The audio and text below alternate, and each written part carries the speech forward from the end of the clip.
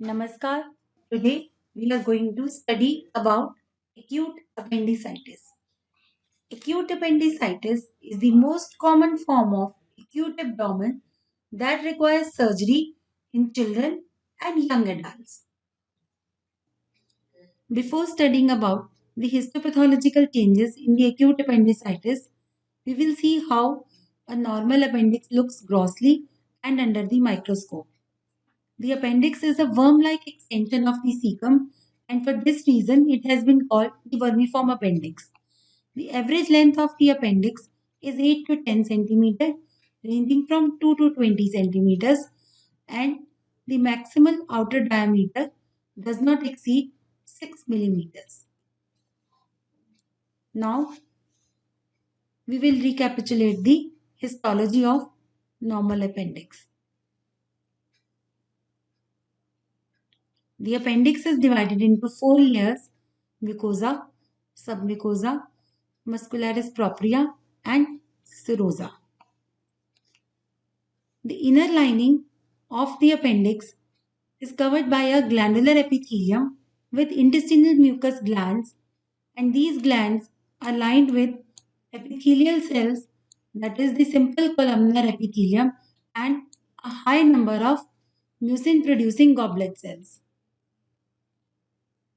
These goblet cells are characterized by a large globule of mucus located in the top portion of the cells.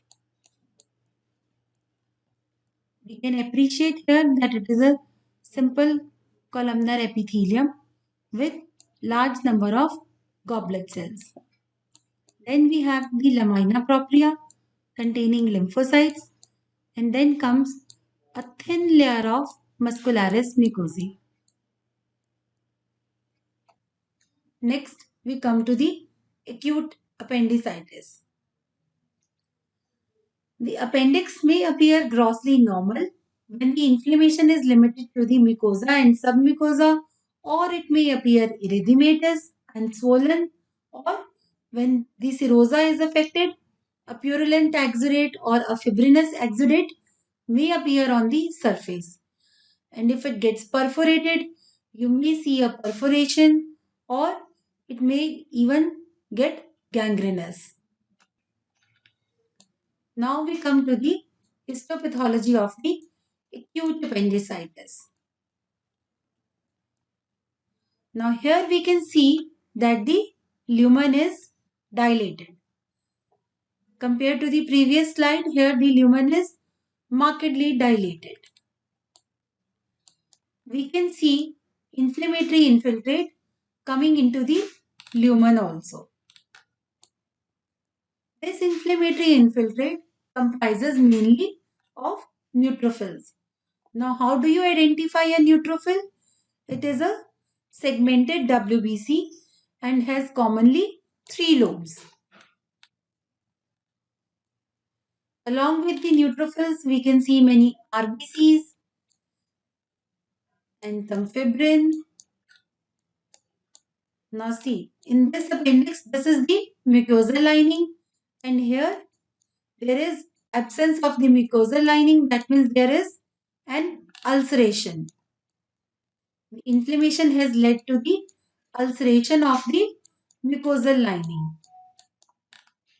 Now this inflammation is now extending up to the submucosa.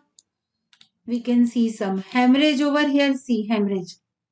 These reddish to orange colored RBCs we can see. It is going into the muscle layer also. Here we can see the phenomena of diapedesis. We can see the inflammatory cells. They are in the lumen of the blood vessel, then they are crossing the wall of the blood vessel to come into the surrounding tissue.